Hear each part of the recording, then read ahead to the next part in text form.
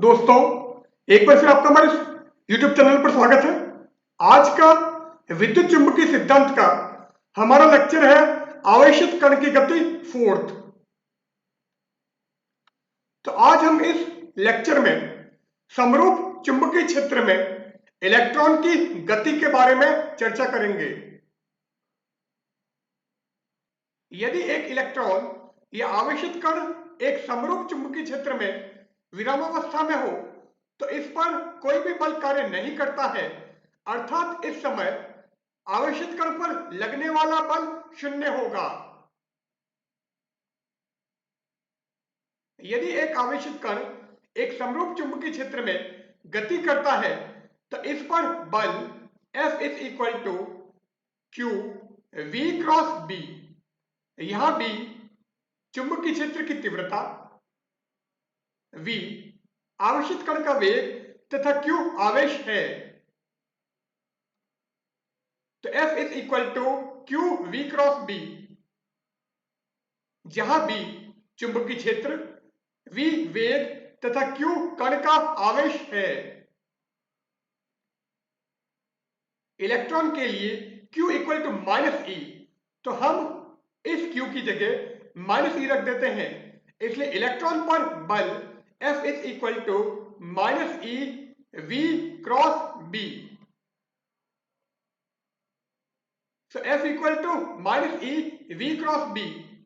और अगर हम परिमाण ज्ञात करें तो F is equal to E V B sine theta. यहां थीटा V तथा B के मध्य का कोण है, तो F is equal to E V B sine theta.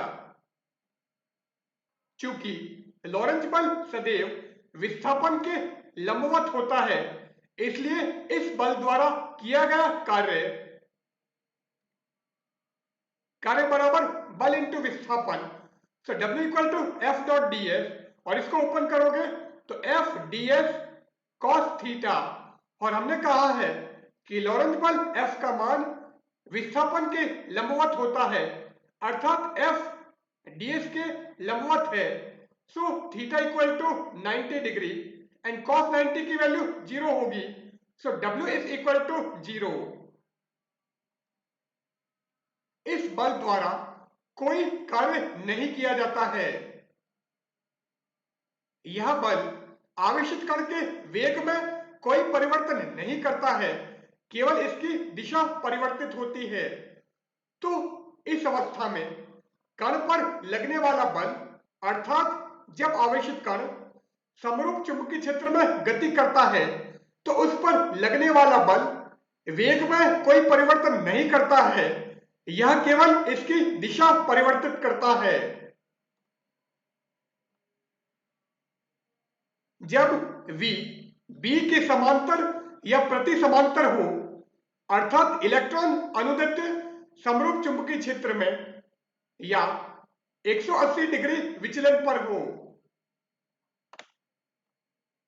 तथा जब V B के लंबवत हो, अर्थात इलेक्ट्रॉन अनुप्रस्थ समरूप चुंबकीय क्षेत्र में हो, तो यहां पर V तथा B एक दूसरे के प्रति समांतर हैं, अर्थात V एवं B के मध्य कोण 180 डिग्री है, जबकि यहां पर V B के लंबवत है, अर्थात कोण थीटा इक्वल टू 90 डिग्री है, अर्थात इलेक्ट्रॉन अनुप्रस्थ समरूप चुंबकीय क्षेत्र में हो।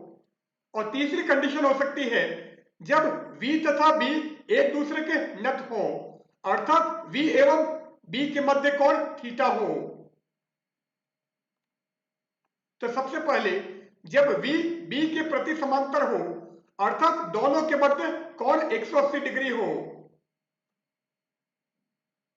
इस अवस्था में इलेक्ट्रॉन अनुदैर्ध्य समरूप चुंबकीय क्षेत्र में या V तथा B के मध्य कोण 180 डिग्री होगा, तो इलेक्ट्रॉन अनुदैर्ध्य समरूप चुंबकीय क्षेत्र में या 180 डिग्री विचलन। यदि इलेक्ट्रॉन की गति की दिशा चुंबकीय क्षेत्र के समांतर या प्रति समांतर हो, अर्थात थीटा बराबर 0 डिग्री या थीटा इक्वल टू 180 डिग्री हो, अर्थात जब V तथा B दोनों एक ही दिशा में हो या दोनों एक दूसरे के विपरीत दिशा में हो। So theta equal to 0 degree या theta equal to 180 degree. Theta equal to 0 degree कब होगा? जब V तथा B समांतर हो, तथा थीटा इक्वल टू 180 डिग्री कब होगा? जब V तथा B एक दूसरे के प्रति समांतर हो। तो F is equal to EVB sin theta था। तो जब V तथा B एक दूसरे के समांतर है तो theta equal to 0 degree. So sine 0 की वैल्यू 0 होती है, अतः इस अवस्था में कण पर लगने वाला बल शून्य होगा। इसी प्रकार जब V तथा B एक दूसरे के प्रति समांतर हो अर्थात थीटा इक्वल टू 180 डिग्री हो, तो F is equal to EVB sin 180 degree and sin 180 का मान शून्य होगा, इसलिए F इक्वल टू 0। कहने से तात्पर्य यह है कि जब इलेक्ट्रॉन चुंबकीय क्षेत्र की दिशा में गति करता है या जब इलेक्ट्रॉन चुंबकीय क्षेत्र की विपरीत दिशा में गति करता है तो दोनों ही अवस्थाओं में इलेक्ट्रॉन पर कोई भी बल कार्य नहीं करता है। तो दोनों स्थितियों में इलेक्ट्रॉन पर कोई बल नहीं लगता है। इस प्रकार इलेक्ट्रॉन चुंबकीय क्षेत्र में उसी दिशा में तथा उसी वेग से गति करता है जिससे वह चुंबकीय क्षेत्र में प्रवेश करने से पहले कर रहा था। तो चुंबकीय क्षेत्र में प्रवेश करने से पहले जो इलेक्ट्रॉन की दिशा थी उसी दिशा में इलेक्ट्रॉन आगे बढ़ेगा तथा जिस वेग से इलेक्ट्रॉन चुंबकीय क्षेत्र में प्रवेश करता है उसी वेग से वह चुंबकीय क्षेत्र में गति करेगा। अब नेक्स्ट कंडीशन है जब V तथा B एक दूसरे के लंबवत हो तो V is perpendicular to B, तो थीटा बराबर 90 डिग्री, अर्थात इलेक्ट्रॉन अनुप्रस्थ समरूप चुंबकीय क्षेत्र में हो। इस समय यदि हम पथ की वक्रता निकालें या कर्वेचर ऑफ ट्रैक निकालें तो ये हमारी दिशा है। माना OZ की दिशा में समरूप चुंबकीय क्षेत्र B लगता है तो चुंबकीय क्षेत्र B की दिशा OZ की दिशा में है तथा एक आवेशित कण V वेग से XY तल में गति करता है। यदि किसी क्षण कण बिंदु A पर हो तो कण बिंदु A पर है, यह XY तल में V वेग से गति करता है तथा चुंबकीय क्षेत्र की दिशा OZ की दिशा में है, तो B की दिशा हमारी ये है। तो आवेशित कण इस दिशा में गति कर रहा है जबकि चुंबकीय क्षेत्र इधर लग रहा है, तो कण पर लगने वाला बल AO की दिशा में होगा। चूंकि बल AO की दिशा में कार्य करता है तथा यह बल V तथा B दोनों के लंबवत है, अतः इस बल द्वारा कोई कार्य नहीं किया जाता है। चूंकि बल AO की दिशा में है जबकि कण का वेग XY तल में है तथा चुंबकीय क्षेत्र B की दिशा में है, तो यह बल V तथा B दोनों के लंबवत है, अतः इस बल द्वारा कोई कार्य नहीं किया जाता है। इस अवस्था में वेग v का परिमाण समान रहता है तथा इस कण पर लगने वाला बल केवल वेग v की दिशा परिवर्तित करता है। तो इस अवस्था में वेग v का परिमाण समान रहता है तथा यहां लगने वाला बल F केवल वेग v की दिशा परिवर्तित करता है, न कि इसका मान परिवर्तित करता है। यह बल अभिकेंद्री बल की भांति कार्य करता है तथा इलेक्ट्रॉन को वृत्ताकार पथ में घुमाता है। तो यह जो बल है F, ये इलेक्ट्रॉन को वृत्ताकार पथ में गति कराता है या वृत्ताकार पथ में घुमाता है तथा यह बल अभिकेंद्री बल की भांति कार्य करता है। सो यह इलेक्ट्रॉन का पथ हो गया। किसी समय कण या इलेक्ट्रॉन बिंदु B पर है,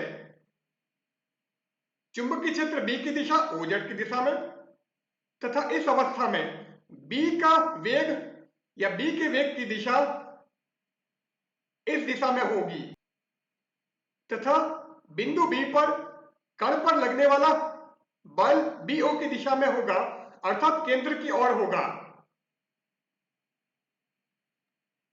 वृत्ताकार पथ की त्रिज्या r। अब कण हमारा वृत्ताकार पथ में चक्कर लगाता है तो वृत्ताकार पथ की त्रिज्या क्या होगी? माना m कण का द्रव्यमान तथा r वृत्ताकार पथ की त्रिज्या है। चूंकि कण वृत्ताकार पथ में गति करता है तो उस पर लगने वाला लॉरेंज बल अर्थात F equal to Q V cross B तथा कण पर लगने वाला अभिकेंद्री बल अर्थात M V square upon R, ये दोनों परिमाण में समान होंगे। इसलिए magnitude Q V cross B is equal to M V square upon R. अब v तथा b के मध्य कोण यदि थीटा हो तो ये क्या हो जाएगा? Q V B sine theta is equal to M V square upon R. अब यहां पर एक v से v कैंसिल हो जाएगा, सो ये क्या हो गया? Q B sine theta is equal to M V upon R. परंतु v b के लंबवत है अर्थात दोनों के मध्य कोण 90 डिग्री है, तो जैसे आप यहां पर 90 डिग्री रखोगे तो sine 90 equal to 1, so Q B is equal to M V upon R. So Q V B is equal to M V square upon R. अब एक v से v कैंसिल कर दो, so Q B is equal to M V upon R और r is equal to M V upon Q B. तो वृत्ताकार पथ की त्रिज्या r equal to M V upon Q B होगी। स्पष्ट है कि r वेग v के समानुपाती है, तो कण जितने अधिक वेग से गति करेगा उसकी वृत्ताकार पथ की त्रिज्या उतनी ही अधिक होगी।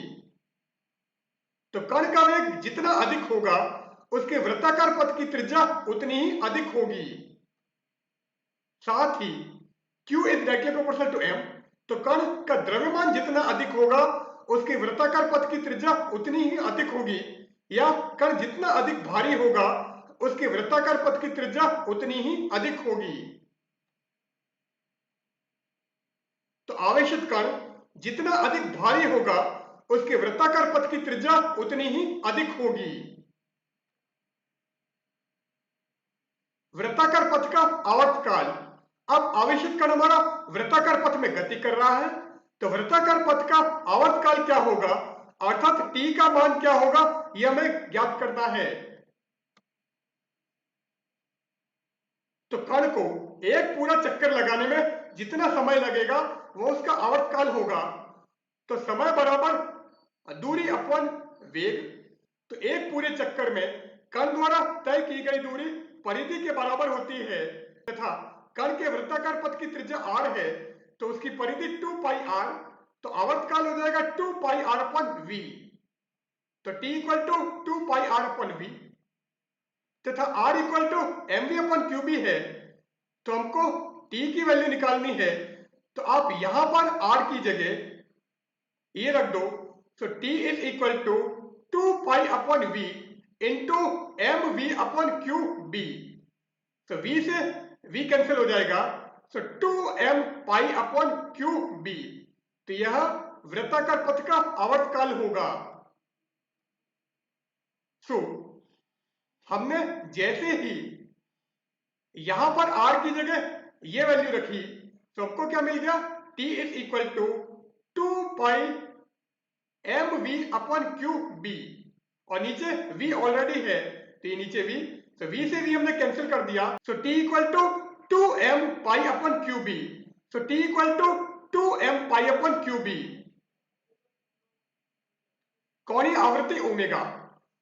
अब omega equal to 2 pi upon T होता है और t की वैल्यू हमने ये निकाली है, so 2 pi upon 2 pi m upon Q B. 2 pi से 2 पाई कैंसिल हो जाएगा, so omega equal to Q B upon m। So omega equal to 2 pi upon T. So आप t की जगह ये वैल्यू यहां पर रखोगे तो 2 पाई से 2 पाई कैंसिल हो जाएगा और ये क्या आ जाएगा? Omega equal to Q B upon m। तो वृत्ताकार पथ का आवर्तकाल t तथा कोणीय आवृत्ति ओमेगा न तो वृत्ताकार पथ के वेग v पर निर्भर करते हैं तथा न ही वृत्ताकार पथ की त्रिज्या r पर निर्भर करते हैं। तो वृत्ताकार पथ का आवर्तकाल ये है तथा यह r पर निर्भर नहीं करता है, साथ ही यह v पर भी निर्भर नहीं करता है। या वृत्ताकार पथ का आवर्तकाल वृत्ताकार पथ की त्रिज्या तथा कण के वेग पर निर्भर नहीं करता है। इसी प्रकार कोणीय आवृत्ति भी r तथा v पर निर्भर नहीं करते हैं। अब अगला पॉइंट है, जब v तथा b एक दूसरे के नत हो अर्थात दोनों किसी कोण पर हो तथा यह कोण न तो 0 डिग्री होगा, न 180 डिग्री होगा तथा न ही 90 डिग्री होगा।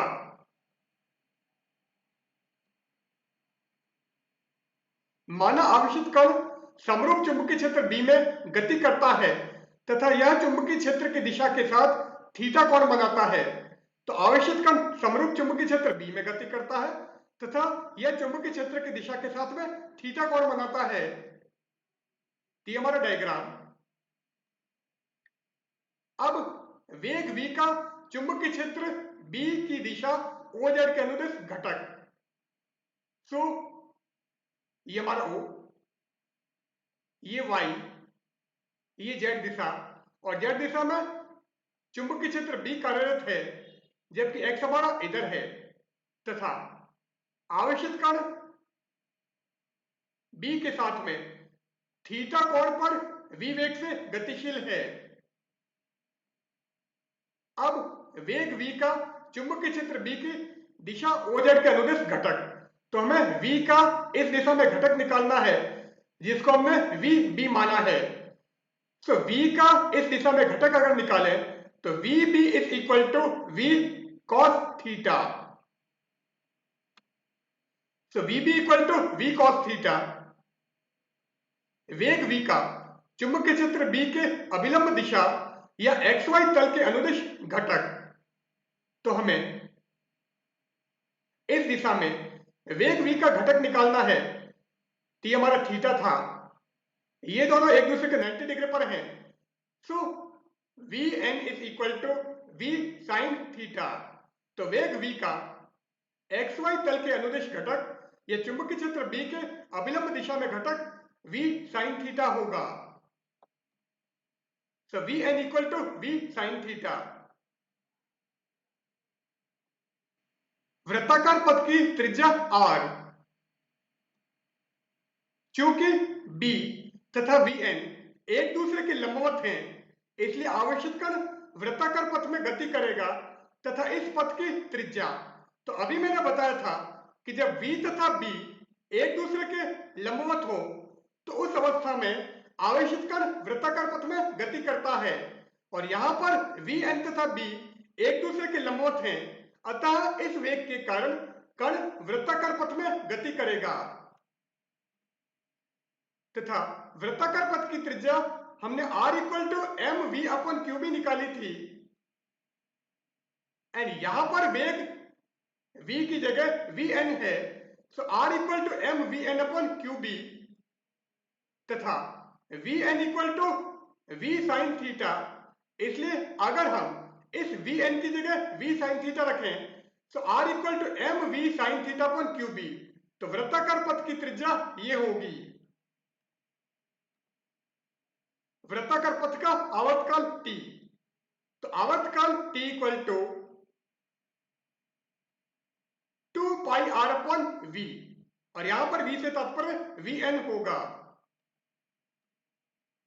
तो t equal to 2 pi r upon v, यहां पर वेग Vn है, तो t equal to 2 pi r upon Vn and r हमारा ये है। तो अगर मैं इस r की जगह ये वैल्यू यहां पर रखूं तो t equal to 2 pi upon Vn into M V N upon Q B, तो Vn से Vn कैंसिल हो जाएगा, तो t equal to 2 pi upon Q B, तो t equal to 2 pi M upon Q B. तो वृत्ताकार पथ का आवर्तकाल ये होगा। स्पष्ट है कि चाहे v b के लंबवत हो या v b के समांतर हो, आवेशित कण के परिभ्रमण का आवर्तकाल सदैव समान रहता है, क्योंकि यहां पर थीटा नहीं आ रहा है, तो चाहे v b के लंबवत हो चाहे v b के समांतर हो, आवेशित कण के परिभ्रमण का आवर्तकाल सदैव समान रहता है। पथ की वक्रता, चूंकि आवेशित कण वेग vn के कारण xy तल में वृत्ताकार पथ में गति करता है, साथ ही यह वेग vb के कारण ओज दिशा में रेखीय गति करता है। तो अभी मैंने जो डायग्राम दिखाया था, यहां पर हमारा vb था, इधर vn था, तो इस vn के कारण कण वृत्ताकार पथ में गति करता है तथा इस vb के कारण यह रेखीय गति करता है। तो वास्तव में कण का पथ कुछ इस प्रकार होगा, अर्थात कण वृत्ताकार पथ में भी गति करेगा तथा साथ ही यह रेखीय गति भी करेगा। फलस्वरूप कण की गति कुंडलीनुमा होगी। परिणाम स्वरूप यह कण कुंडलीनुमा पथ में गति करता है। अब ये कण का पथ होगा जो कि कुंडलीनुमा है, तो कण vn वेग के कारण वृत्ताकार पथ में गति करता है तथा वेग vb के कारण यह रेखीय गति करता है। तो दोनों वेगों के संयुक्त प्रभाव के कारण कण कुंडलीनुमा पथ में गति करता है। पथ की पिच, तो यहां पर अगर vb नहीं होता तो कण वापस नहीं आ जाता, पर इस vb वेग के कारण कण वास्तव में इस प्रकार आगे बढ़ जाता है। तो एक पूरे चक्कर में कण द्वारा तय की गई रेखीय दूरी पथ की पिच कहलाती है। जितने समय में आवेशित कण एक घूर्णन पूरा करता है, उतने समय में इसके द्वारा चुंबकीय क्षेत्र की दिशा में तय की गई दूरी कण के पथ की पिच कहलाती है। तो pitch equal to vb into T, vb v cos theta तथा t अभी हमने निकाला था, तो t equal to 2 pi m upon QB। तो vb की जगह v cos theta and t की जगह 2m पाई अपॉन QB रखो। तो pitch equal to v cos theta into 2 pi m upon QB, या pitch equal to 2 pi m v cos theta upon QB। तो कण के पथ की पिच ये होगी। तो यहां पर हम आज का विद्युत चुंबकीय सिद्धांत का हमारा लेक्चर समाप्त करते हैं। आज हमने जब आवेशित कण समरूप चुंबकीय क्षेत्र में गति करता है तो उस अवस्था में उसकी गति किस प्रकार की होगी उसके बारे में विस्तृत चर्चा की है। So good bye.